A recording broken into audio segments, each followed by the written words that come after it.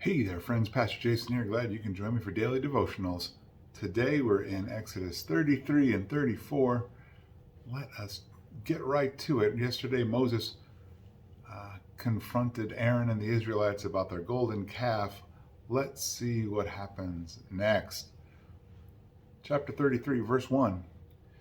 The Lord spoke to Moses, "Go, leave here, you and the people you brought up from the land of Egypt, to the land I promised to Abraham, Isaac, and Jacob, saying, I will give it to your offspring.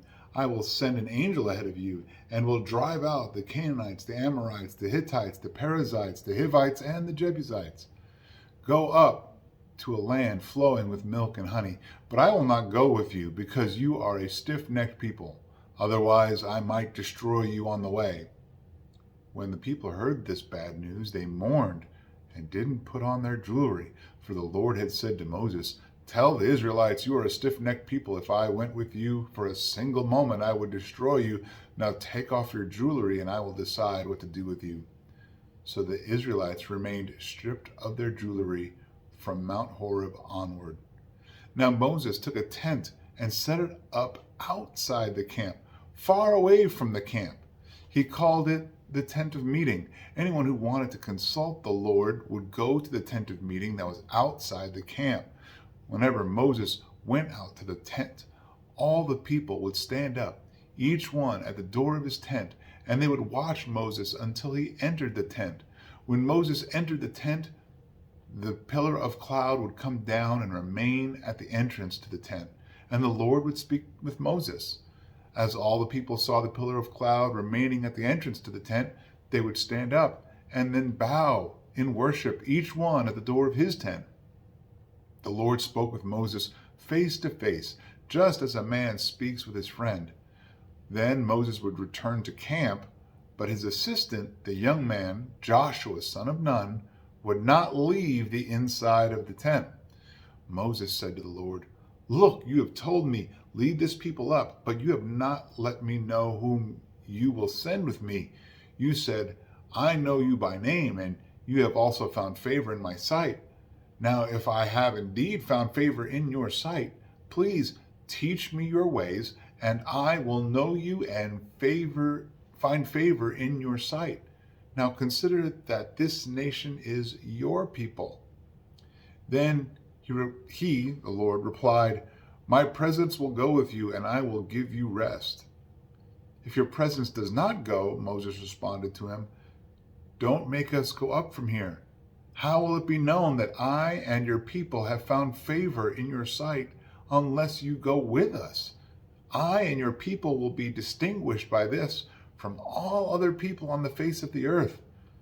The Lord answered Moses, "I will do this very thing you've asked, for you have found favor in my sight, and I know you by name." Then Moses said, "Please let me see your glory."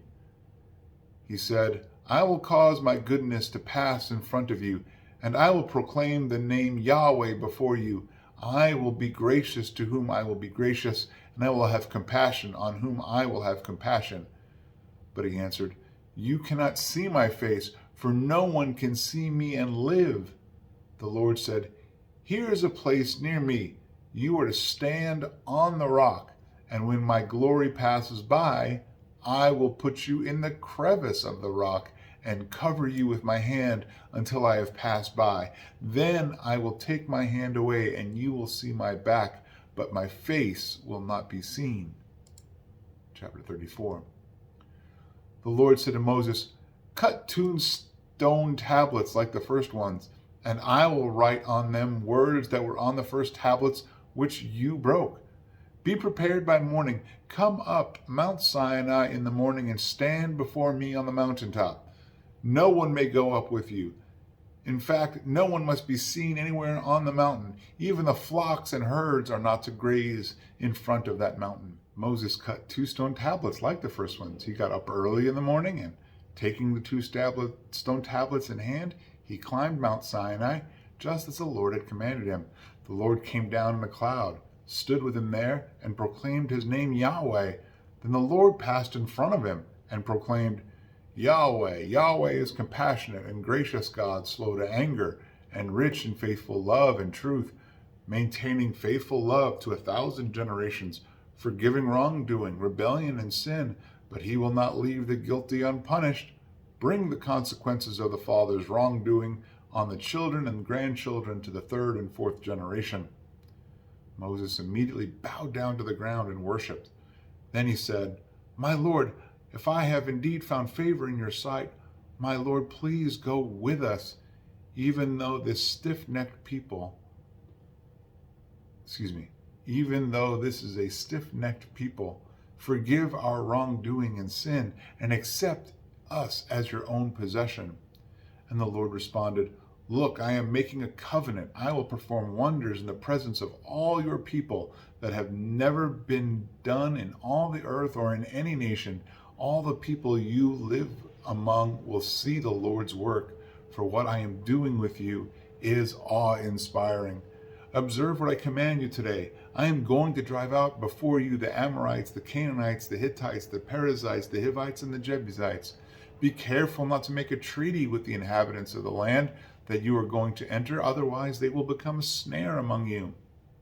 Instead, you must tear down their altars, smash their sacred pillars, and chop down their Asherah poles. You are never to bow down to another god, because Yahweh, being jealous by nature, is a jealous God.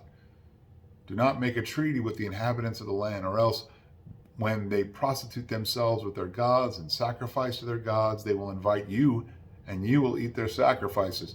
Then you will take some of their daughters as brides for your sons. Their daughters will prostitute themselves with their gods and cause your sons to prostitute themselves with their gods. Do not make cast images of gods for yourselves. Observe the festival of unleavened bread. You are to eat unleavened bread for 7 days at the appointed time in the month of Abib, as I commanded you, for you came out of Egypt in the month of Abib.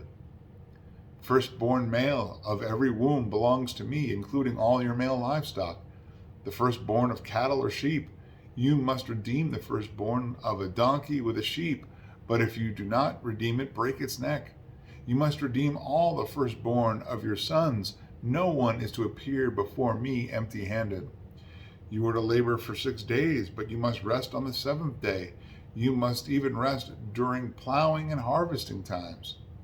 Observe the festival of weeks with the first fruits of the wheat harvest and the festival of ingathering at the turn of the agricultural year. 3 times a year, all your males are to appear before the Lord God, the God of Israel. For I will drive out nations before you and enlarge your territory. No one will covet your land when you go up 3 times a year to appear before the Lord your God. Do not present the blood for my sacrifice with anything leavened.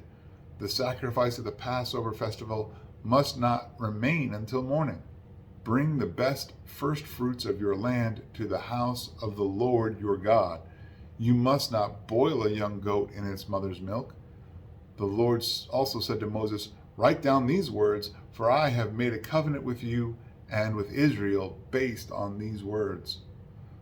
Moses was there with the Lord 40 days and 40 nights. He did not eat bread or drink water.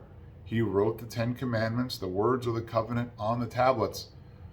As Moses descended from Mount Sinai with the 2 tablets of the testimony in his hands, as he descended the mountain, he did not realize that the skin of his face shone as a result of his speaking with the Lord.